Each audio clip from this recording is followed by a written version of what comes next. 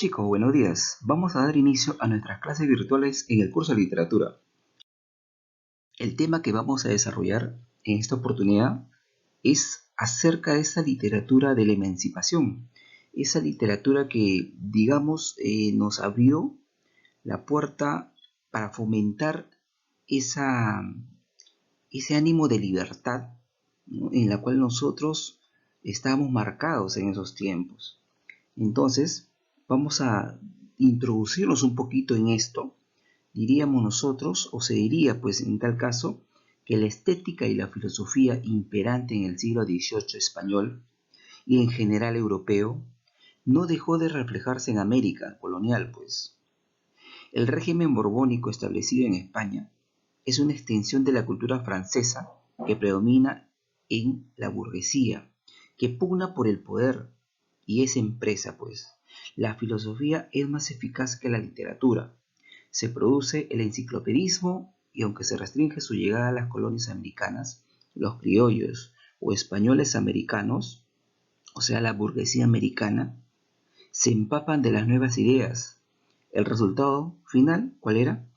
Que en toda Europa desembocó en una revolución, la conocida Revolución Francesa.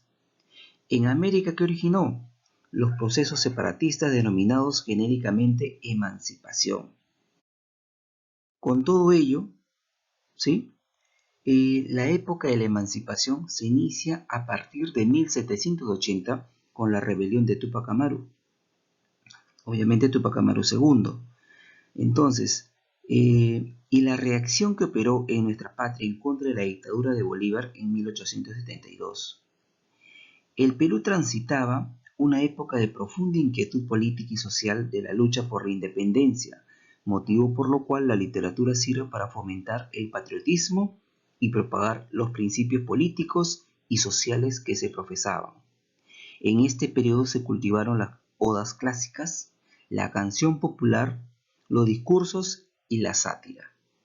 Y ni qué decir la producción literaria de nuestro queridísimo Mariano Melgar, que posteriormente vamos a hablar sobre él. Entonces, hay que tener en cuenta también que estábamos en un periodo por el cual nos valíamos de ciertos recursos, ¿no?, como el panfleto y el periódico. Diríamos que aquí cobra mayor hegemonía, mayor fuerza, porque a través de ellos se podía transmitir muchas inquietudes que para muchos de estos pensadores, muchos humanistas peruanos, querían transmitir y se valían, reitero, del panfleto especialmente y el periódico, pues. Entonces, ¿qué es la literatura de la emancipación? La literatura de la emancipación es aquella literatura que ayuda a estimular por medio de la expresión intelectual y escrita la lucha por la libertad, ¿no? Centrémonos en eso, que nos ayuda a querer lo que es la libertad, que estamos en esa etapa de opresión, pues. Entonces, ¿qué características tenía esta literatura de la emancipación? Pues primero había un descontento social por toda la situación que estaba pasando. Nadie estaba feliz, obviamente. Estábamos con unas ganas de rebeldía, estábamos con unas ganas también de libertad, porque ya estaba cansado. Bueno, la población en ese tiempo ya estaba cansada de todo lo que estaba viviendo. Luego había una propaganda clandestina, reitero, eso se daba pues en los panfletos, se daba pues en los periódicos, pues estamos hablando de ese tiempo donde ya se había creado la Sociedad Amante del Perú, estamos hablando que ya se había elaborado lo que es el mercurio peruano y es ahí donde se produce o se elabora, ¿no?, enunciados, artículos sobre lo que es la situación que estaba viviendo el país. Otra característica es que surge el patriotismo, y eso se debe a que la gente se identifica más con la situación que atravesaba nuestro país. Usan las odas y panfleto.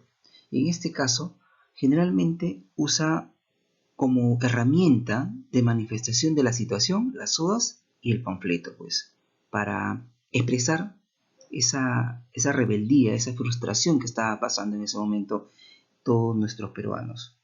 Y por último, hay una influencia neoclásica. Esa influencia neoclásica, lo que se manifestó al inicio, era pues porque se estaba tomando Europa todo lo que en ese momento Europa obviamente estaba viviendo, y con todas esas situaciones que estaban viviendo, conllevó a una revolución, en este caso la francesa, y posteriormente esas ideas, ¿cierto? Con lo que es el neoclasicismo, vino aquí a esta parte de América, y también llevó a lo que en este caso pues nosotros lo conocemos, pues, ¿no? Lo que son las revoluciones, especialmente aquí en Tupac Amaru, y toda esta ayuda que los otros próceres de la independencia también estaban dando.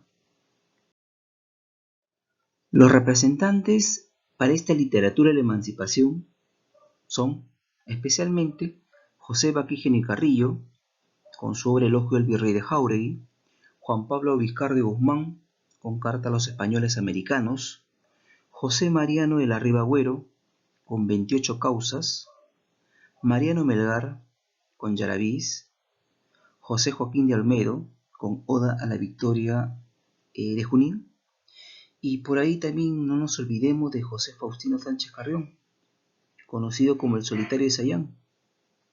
Entonces, también tenemos ahí esos representantes, ¿no? Y otros más que obviamente se dan, ¿no? Pero estos son, digamos, los más importantes, en cierta forma, los que influyeron en esta literatura de la emancipación. Bueno, ahora nos vamos a centrar en Mariano Melgar. Es considerado el precursor de esta literatura de la emancipación, un grandísimo intelectual pues de sus tiempos. Bueno, él básicamente pues nació en Arequipa en 1790. Sus primeros estudios los realizó en el convento de San Francisco y después ingresó al seminario de San Jerónimo. Como se ve, tenía pues ya de inicios una educación muy eclesiástica, ¿no? Se dice que leía pues a los 3 años, y a los 8 ya dominaba el latín, no solo el latín, el inglés. Era un políglota, era un intelectual, reitero, y a tal punto que es nombrado capellán de una iglesia donde vivía él. Pero también se puede decir que gracias a su padre, que tenía un cargo político, pues, ¿no? Ya que después que el papá deje ese cargo político, a él también, digamos, lo sacan de lo que es ese cargo de la iglesia, que era un capellán, pues, ¿no? Pero no, algunos dicen que no solamente fue por el hecho de que su papá tenía el cargo político, sino también por el hecho de que su capacidad, ¿no? Su habilidad, por ello esos recursos, esas características de que lo nombraron así, capellán. Bueno, también se le considera precursor al romanticismo. Eso después vamos a hablar, pero sí, porque tuvo dos etapas su literatura, ¿cierto? Vamos a ver después esa etapa clásica y esa etapa prerromántica, pues. Luego, yendo al punto de los amores, su primer amor fue Manuela Paredes, más conocida como Melisa, y el gran amor de toda su vida fue María Santos Corrales, más conocida como Silvia, ¿no? La Silvia de sus amores, como él decía, y eso lo manifestaba en sus yarabíes.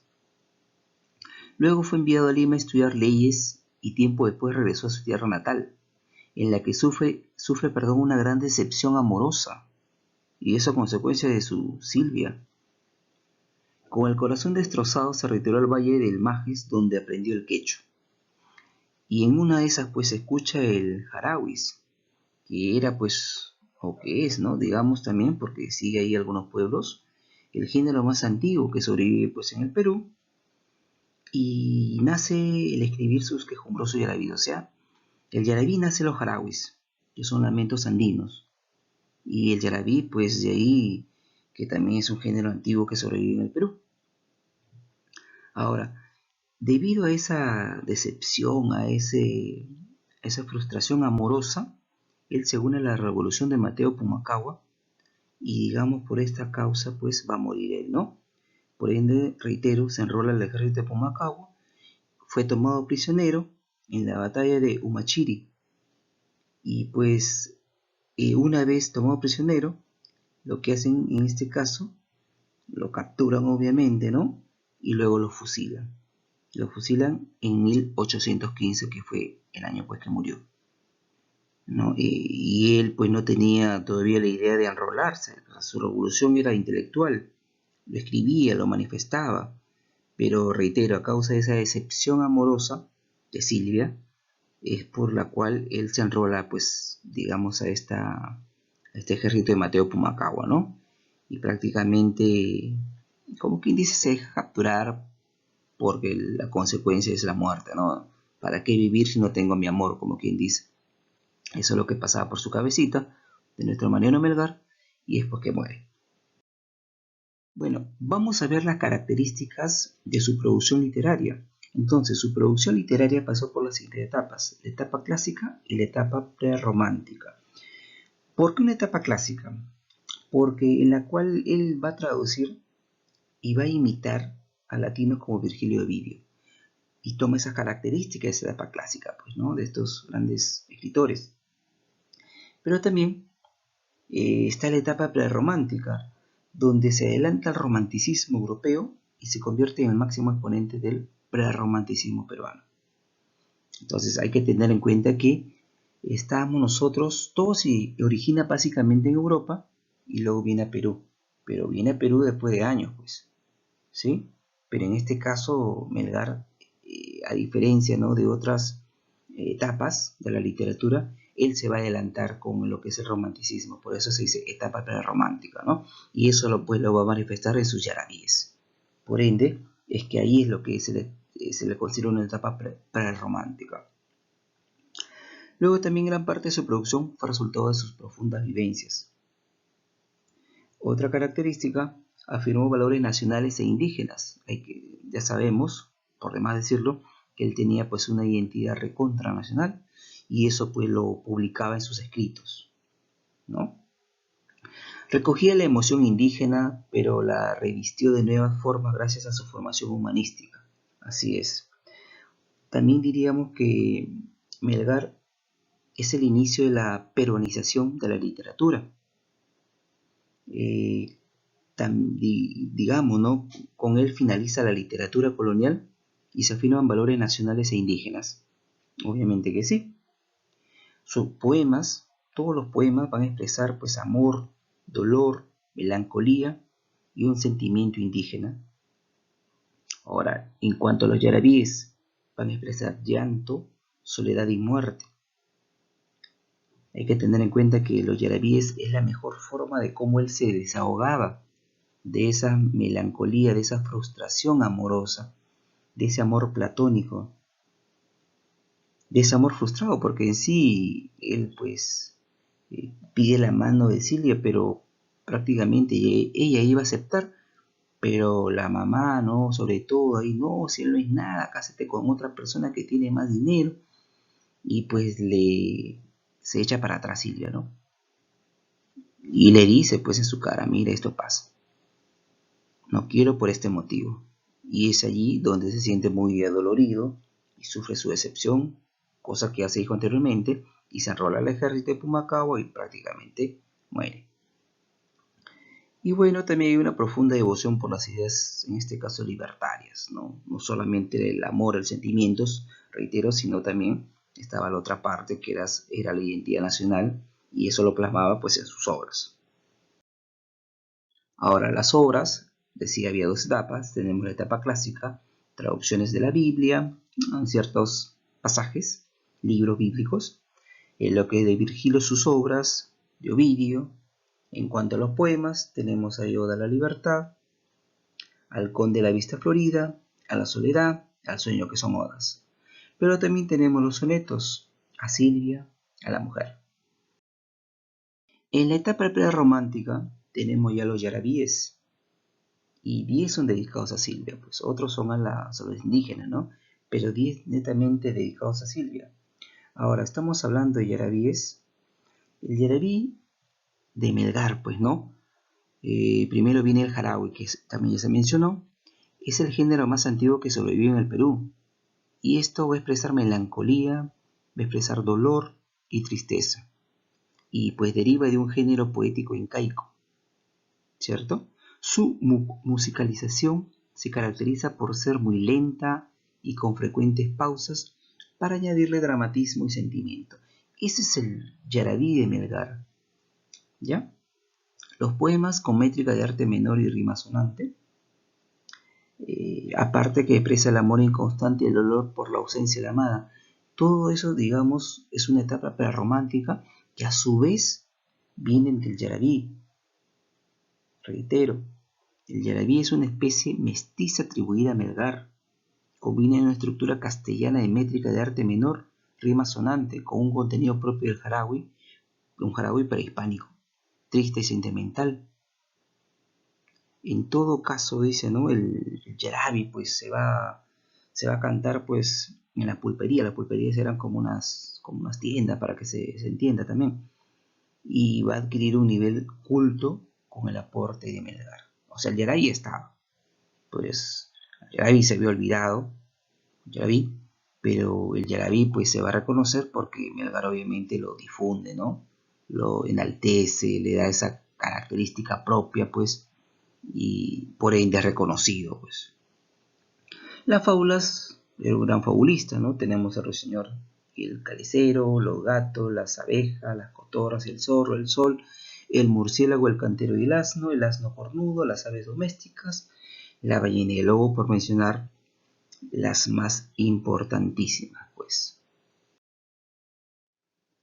Voy a leer un yarabí, bueno, dos yarabí, vamos por el primero, que dice, ¿no? Todo mi afecto lo puse en una ingrata, y ella inconstante me llegó a olvidar. Si así se trata, un afecto sincero, amor, amor no quiero más amar. Juramos ser yo suyo y ella mía, yo cumplí y ella no se acordó más. Mayor falsía, jamás hallar espero. Amor, amor no quiero más amar. El Yarabí 4. Vamos, dice, vuelve que ya no puedo vivir sin tus cariños. Vuelve mi palomita, vuelve a tu dulce nido. Mira que hay cazadores que con afán maligno te pondrán en sus redes mortales atractivos, y cuando te hayan preso, te harán cruel martirio. No sea que te casen, huye tanto peligro. Vuelve mi palomita, vuelve a tu dulce nido. Ninguno ha de quererte como yo te he querido. Te engañas y pretendes hallar amor más fino. Habrá otros nidos de oro, pero no como el mío. Por ti vertió mi pecho sus primeros gemidos. Vuelve mi palomita, vuelve a tu dulce nido. Esos son ejemplos de dos yarabíes, digamos, un poco más reconocidos que Melgar compuso. Bueno, chicos, espero jóvenes hayan entendido el tema, que es una literatura de la emancipación, una primera literatura de esta, digamos, todo este grupo, ¿no? De escritores rebeldes, que muy nacionalistas, que propagaban pues todos sus pensamientos a través de la letra, ¿no? Entonces, hemos terminado con este marco teórico. Ahora vamos a resolver unas cuantas preguntas. Esas preguntas van a estar en función a lo que hemos trabajado, lo que se ha hablado. Y obviamente también vamos a analizar algunas cositas para poder resolverlas. Bueno, vamos con la pregunta número 1. Nos dice, las prácticas digregadoras tenían un tono panfletario, es decir, estuvieron orientadas a formar una nueva actitud frente al yugo español. Un ejemplo de ello fue, hay que acordarnos que en esta literatura de la emancipación, todas esas ideas se expresaban a través de panfletos y periódicos, ¿se acuerdan? Entonces tenía pues un tono panfletario, ¿no? Y dice que estuvieron orientadas a formar una nueva actitud frente al yugo español. Y hay un ejemplo de ello. ¿En cuál de estos es lo que se resumía esto? Entonces, la primera pregunta está enfocada en que buscaban unir al pueblo y así pues tener esas nuevas ideas. O sea, con la unión que esté en todo el pueblo junto, que todos piensen de una manera de libertad. A eso se refiere. Que todos tengan esa capacidad, ese raciocinio de buscar esa libertad, ¿no? Y al hacer ello, pues estamos uniendo al pueblo y se está fomentando una nueva idea, ¿no? De identidad nacional, de libertad, de patriotismo y todas esas cosas. Entonces, ¿cuál de estas, digamos, obras da o genera, fomenta esa idea? Entonces, tenemos primero el elogio al virrey de Jáuregui, donde pues en esta obra él va a denunciar la opresión que sufrían los indígenas y la crueldad con que eran tratados. No, pues porque en este caso no se ajusta a la característica que nos pide la pregunta. Reitero, ahí pide lo que es libertad, ¿no? y hay una obra, digamos, que fomenta ello.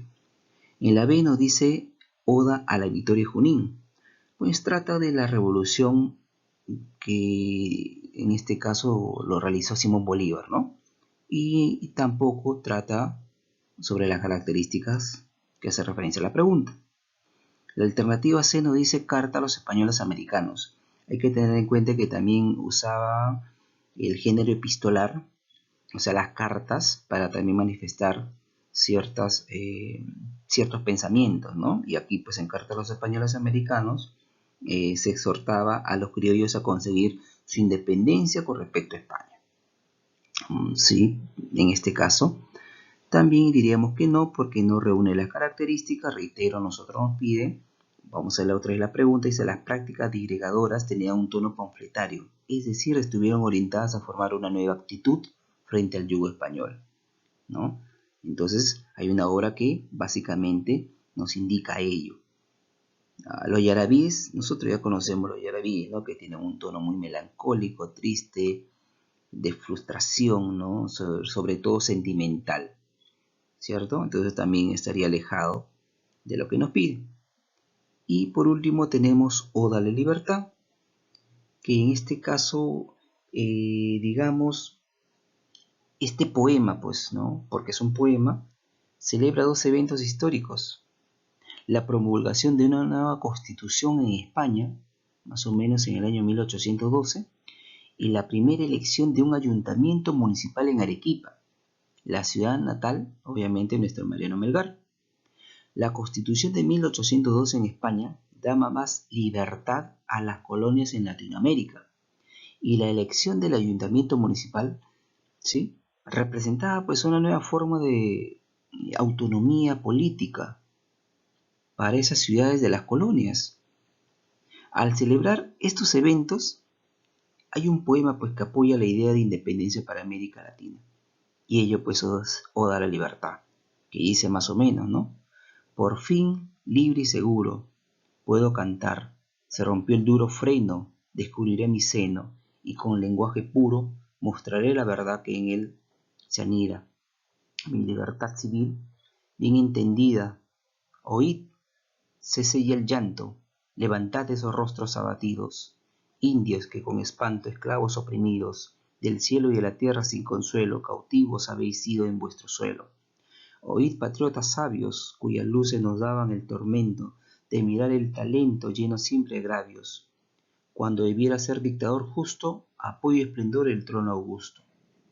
Oye, mundo ilustrado, que viste con escándalo a este mundo, en tesoro fecundo a ti sacrificado, que recogiendo el oro americano te burlaste el precio del tirano.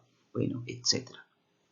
Sí, es más largo, claro, es una partecita, pero la respuesta en este caso sería Oda a la Libertad, que manifiesta pues esa unión, esa nueva idea, ¿no?, que se fomentaba.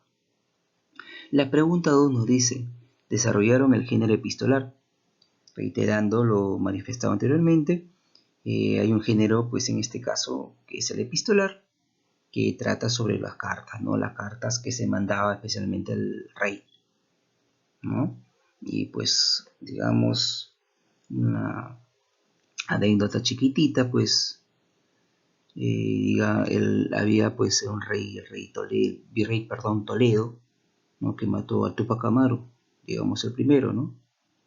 Y cuando pues este virrey Toledo lo llevan pues a España, porque estaba siendo muy abusivo aquí, el rey de España le dice: yo no te mandé a matar reyes, yo te mandé a cuidar a los reyes, ¿no? Y obviamente eso se entera por ciertas cartas que el rey de España pues recibe, ¿no? Un poquito esa es la idea para centrarnos en el papel importante que eran pues las cartas, ese género epistolar.